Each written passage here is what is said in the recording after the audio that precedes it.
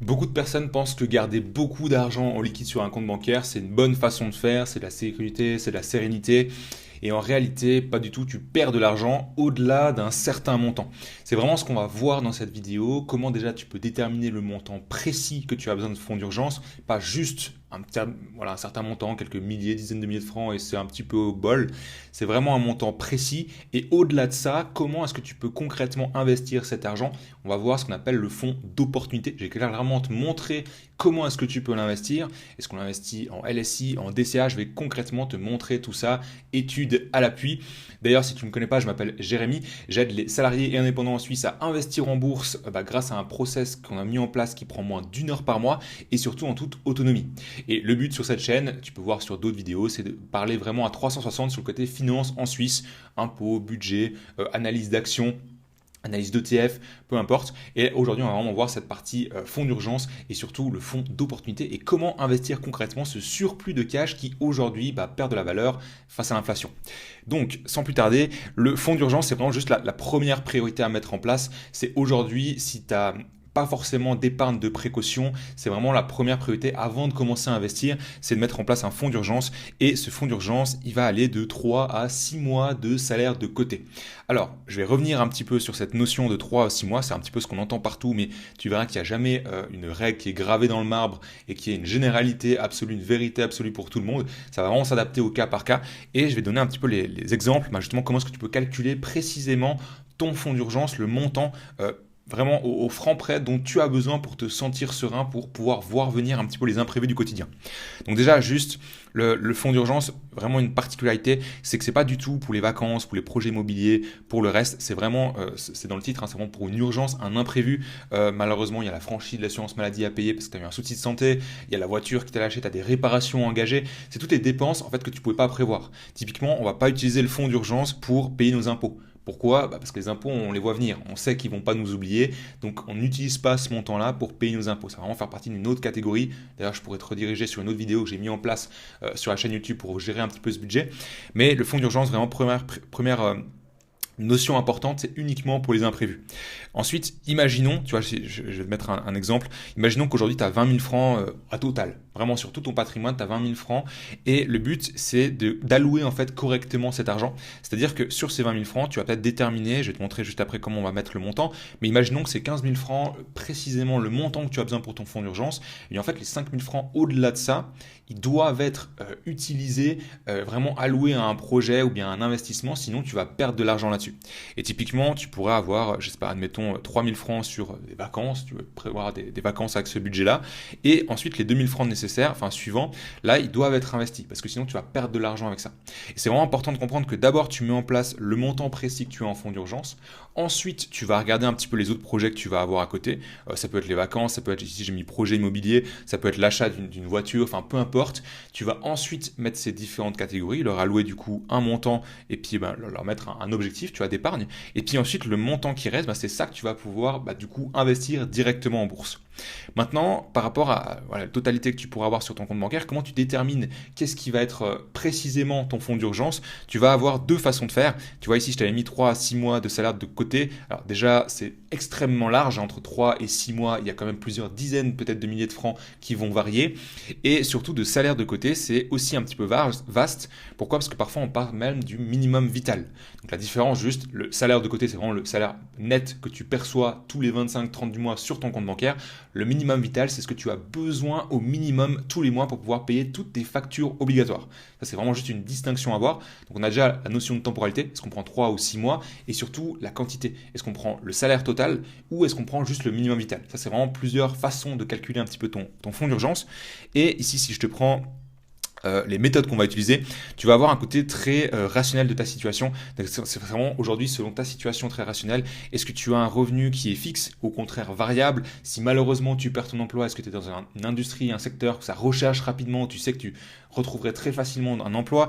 Est-ce que tu as des personnes à charge ou est-ce que au contraire tu es tout seul et tu n'as pas d'enfant ou autre?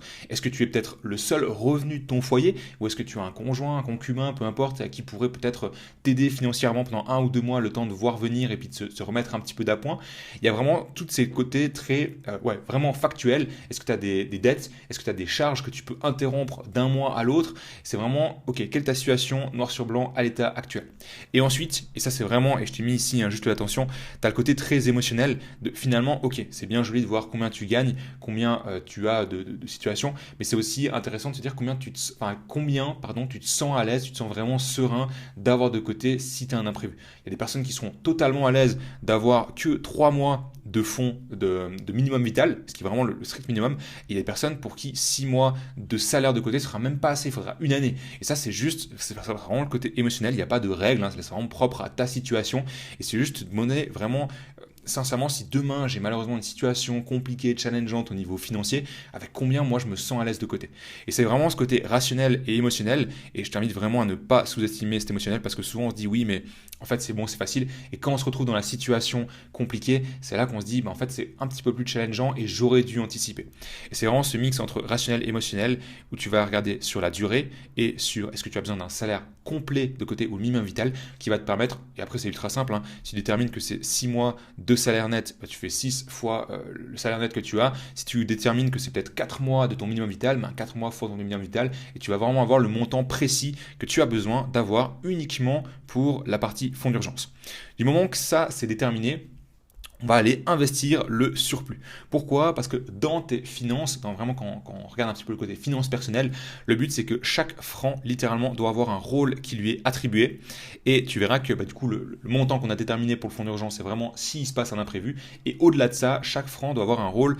Donc typiquement ça peut être payer les impôts à la fin de l'année, payer les assurances à la fin de l'année, ça peut être prévoir tes vacances. C'est vraiment, si tu n'attribues pas en fait un rôle à chaque franc que tu vas avoir, eh bien simplement tu vas perdre de l'argent à cause de l'inflation, parce que tu auras juste un montant qui va stagner sur un compte bancaire, le surplus un petit peu de cash, et ce surplus, s'il est sur un compte bancaire, je t'apprends rien, il y a l'inflation. En Suisse on est quand même un petit peu mieux loti, on va dire, comparé à nos voisins européens, mais on a quand même une inflation qui est assez importante, environ 2-3% par année. C'est de l'argent qui va perdre de sa valeur. Donc le but c'est de prendre ce surplus de cash et littéralement de l'investir avec ce qu'on appelle un fonds d'opportunité. Au-delà du fonds d'urgence, qui est vraiment le montant minimum que tu as besoin d'avoir de côté pour gérer tous tes imprévus, on va mettre en place ce qu'on appelle un fonds d'opportunité, où c'est une somme qui est déterminée, qui est vouée à investir, c'est vraiment le rôle qu'on lui a attribué. Ce montant-là, si je reprends un petit peu mon exemple tout à l'heure, tac, mes 2000 francs ici en bourse, le rôle, ça va être d'être investi en bourse, ça va être notre fonds d'opportunité. Et ensuite, la question, c'est comment est-ce qu'on investit? Et ici, je vais te montrer ce qu'on appelle le LSI ou le DCA. Peut-être que le DCA, tu as déjà entendu parler. C'est le Dollar Cost Average. C'est le fait d'investir à intervalles réguliers. Et le LSI, c'est simplement le Lump Sum Investing. C'est complètement son opposé. C'est de dire d'investir en une seule fois. Donc finalement, si on reprend notre exemple, on a déterminé que le rôle de ces 2000 francs, c'était d'être investi en bourse. La question, c'est qu'on a donc maintenant notre fonds d'urgence, 15 000 francs, on a notre fonds d'opportunité, 2000 francs. Ces 2000 francs, est-ce que je les investis sur 6 mois, avec peut-être des mensualités, ou au contraire sur 3 mois, ou au contraire, je les investis en une fois? Et c'est vraiment ce qu'on va voir du coup avec ce LSI DCA. Donc juste rapidement, je te mets un schéma ici, pour que tu visualises peut-être un petit peu mieux, c'est ces 2000 francs, soit on fait du lump sum investing, donc vraiment le premier mois de l'année, par exemple le mois de janvier, on investit la totalité de notre argent en une seule fois, ou au contraire, on va prendre ces 2000 francs, on les met sur 12 mensualités et on met un petit montant, janvier, février, mars, etc., jusqu'à décembre. C'est relativement simple à comprendre. Donc LSI, on investit en une fois, DCA, on investit en plusieurs fois. Et ce qu'il faut regarder, c'est parce que c'est aussi un calcul de coût d'opportunité, quand on est un investisseur, on va regarder décision A, décision B, quelle est la finalité, puis ensuite ça va nous aider pour prendre notre décision. Et simplement, en fait, on voit selon les études que le LSI, donc le fait d'investir en une seule fois, est plus rentable sur le long terme. Ici, on a une étude qui nous part de 2008 jusqu'à, alors c'était 2019, pardon. Novembre 2019, et on voit le S&P 500, donc là c'est avec les actions américaines, et ici on a un portefeuille 60-40 actions obligations, donc on a aussi un mix des deux.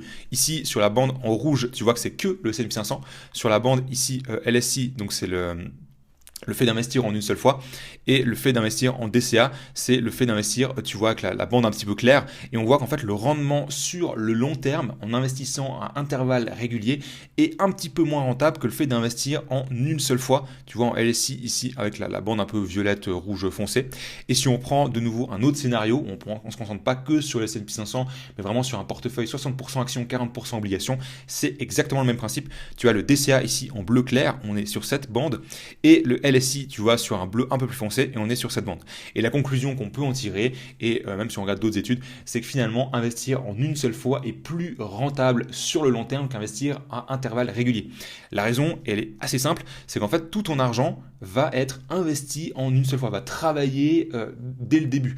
Alors, même si tu investis au point le plus haut et que le lendemain, le marché chute, eh bien, en fait, ton argent va être quand même investi en bourse, qui va travailler, et sur le long terme, puisque le marché, les actions, les obligations vont être haussiers, et là, on est vraiment sur un horizon, tu vois, donc de 2009 à 2019, donc quand même de 10 ans, eh bien, en fait, le fait de au moins investir ton argent en une seule fois, tout ton argent va travailler dès le jour zéro, quoi, le mois zéro, et c'est ce qui va faire que tu auras une meilleure performance à la fin.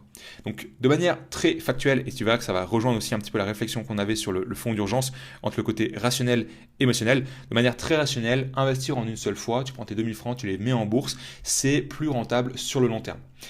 Maintenant, et c'est aussi un petit peu la recommandation que alors c'est plus un partage d'expérience d'investisseur que je te partage, c'est qu'investir en une seule fois, ça va être plus challengeant d'un point de vue émotionnel. Pourquoi? Si aujourd'hui c'est la première fois que tu as investi en bourse, si ça peut être des montants qui sont conséquents pour toi, le fait d'investir en une seule fois, ça va être challengeant. Pourquoi? Parce que émotionnellement, si aujourd'hui au moment où j'enregistre la vidéo, le marché va bien, mais que demain, pour x, y raison, on a un personnage politique que je ne citerai pas, mais qui commence par Donald et finit par Trump, met un super tweet et que le marché s'effondre, toi, tu as investi ici, le lendemain, le marché est ici. La question, c'est est-ce que émotionnellement, comment tu te sens? Est-ce que tu es serein de voir ton action en bourse, ton ETF, peu importe, qui a fait moins 5, moins 10, moins 15% peut-être?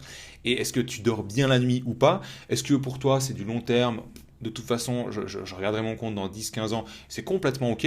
Alors là, le LSI va faire sens, mais au contraire, si le côté vraiment émotionnel serait challengeant, eh bien, ce serait plus du coup un DCA à faire. Donc, tu prends tes 2000 francs, tu les mets sur un intervalle régulier de 3 mois, 6 mois, 12 mensualités, peu importe. Et c'est ensuite comme ça que tu vas pouvoir décider si effectivement ton fonds d'opportunité, donc ce qu'on aura déterminé ici, tu l'investis en une mensualité ou en plusieurs mensualités. Donc voilà pour cette partie sur l'importance d'investir finalement ce surplus de cash. Et si aujourd'hui c'est quelque chose qui est pertinent pour toi, je te mets directement en description, tu as un lien avec la méthode qu'on utilise au sein du programme Odyssée pour vraiment te montrer concrètement, ok, les ETF, comment est-ce qu'on va les sélectionner et surtout avec nos spécificités ici en Suisse, éviter un petit peu la double imposition avec le domicile du fonds, l'ETF, avoir ce risque de change, parce que tu sais, aujourd'hui on consomme, on vit en francs suisses et par rapport à l'euro, le dollar, etc., qui se dévalue par rapport au franc suisse, il y a des spécificités. Je te mets vraiment en description, tu as la méthode complète pour voir comment est-ce qu'on applique concrètement tous ces investissements. Et si tu as des questions par rapport à ce qu'on a pu voir ensemble aujourd'hui, n'hésite pas à mettre un commentaire, je réponds toujours avec grand plaisir. Si tu as des sujets de prochaines vidéos thématiques qui te paraissent pertinentes, mets-le en commentaire, ça me fera aussi des idées pour les prochaines vidéos. Je te remercie pour ton temps et je te dis à la prochaine pour une future vidéo.